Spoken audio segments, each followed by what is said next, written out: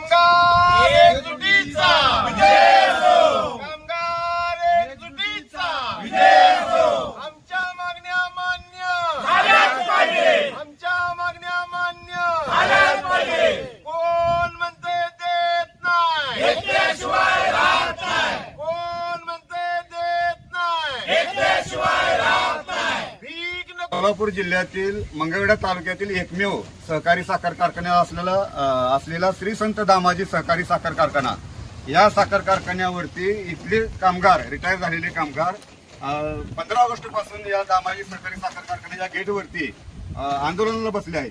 त्यांच्या मागण्या काय आहेत की आमचे थकीत वेतन आम्हाला भेटलं पाहिजे, ग्रॅच्युइटी भेटली पाहिजे आणि एनईए बोर्डावरती जी लिहिलेलं आहे फायनल पगारच्या 50 स्वेच्छानिवृत्ती, ह्या कामगारांच्या मागण्या संदर्भात जर संचालक मंडळ हे चेअरमन साहेब जर विचार करत नसतील तर या आंदोलनाची दखल घेणार कोण?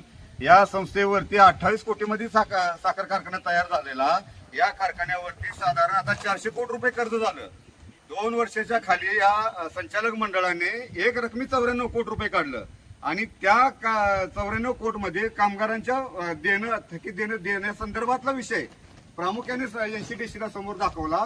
परंतु आज या कामगारांची अवस्था काय आहे, इथल्या सभासदांची काय अवस्था आहे, 42,000 सभासदांचा विषय आहे, या कामगारांचा विषय आहे। हा कामगार आहे तो इथला सभासद आहे, या कारखान्याचा मालक आहे, आज रिटायर झालेले आहेत, कुणाचा आजारपण आहे, कुणाच्या घरात मुलं लग्नाला आले, लग्नाचा खर्च आहे, कुणा दवाखान्याचा खर्च आहे, लोकांना जाण्या येण्यासाठी पैसा नाही, पण त्यांच्या कष्टाचा हक्काचा पैसा जर देण्यासाठी संचालक मंडळ जर टाळाटाळ करत असेल तर या आंदोलनाची दाहकता इथून पुढे वाढली जाईल आणि त्याला सर्वस्वी जबाबदार हे संचालक मंडळ, हे चेअरमन साहेब असतील। कारण 94 कोटी रुपये येऊन ह्या कारखान्याला एक साधा नट देखील जर खरेदी करत नसाल तर आपल्या कारभारावरती नक्कीच शंका उपस्थित होईल। आपण कामगाराची दिशाभूल करत आहात, सभासदांची दिशाभूल करत आहात। 15,000 सभासदांना 10,100 रुपये पैसे नवीन सभासद म्हणून घेतले, त्यांना साधी आपण पावती देखील दिलेली नाही। ही शुद्ध आमच्या सभासदांची, या नागरिकांची फसवणूक आहे। 48,000 सभासदांच्या व कामगारांच्या जीवाचा व कुटुंबाचा हा प्रश्न आहे। हे आंदोलन म्हणजे केवळ हे लोकांना काम नाही म्हणून आलेले नाहीत, या लोकांनी रिटायर झाले आहेत, त्यांना इथं त्यांच्या घामाचा दाम पाहिजे म्हणून आज एकत्रित आले आहेत। परंतु हे मुजोर संचालक मंडळ या कामगाराशी चर्चा करायला तयार नाही किंवा यांच्या मागण्या मान्य करायला तयार नाही।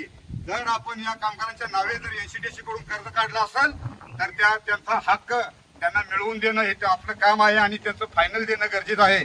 केवळ आम्ही इतर कारखान्याबरोबर कुठलाही उपपदार्थ नाही म्हणून आम्ही बिल दिलं म्हणून चालणार नाही, कारण तुम्हाला मोठ्या विश्वासाने इथल्या सभासदांनी निवड केलेली आहे का तर हा स्वच्छ कारभार करण्यासाठी।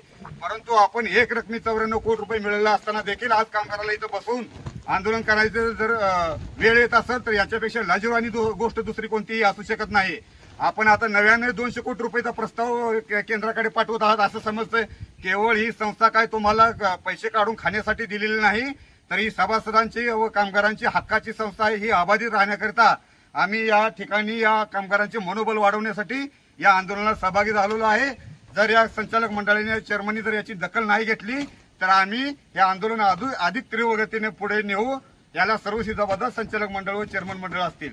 कामगार एकजुटीचा, कामगार एकजुटीचा, कोण म्हणतं देत नाही, कोण म्हणतं देत नाही, भारत माता की, भारत माता की, वंदे मातरम, वंदे मातरम।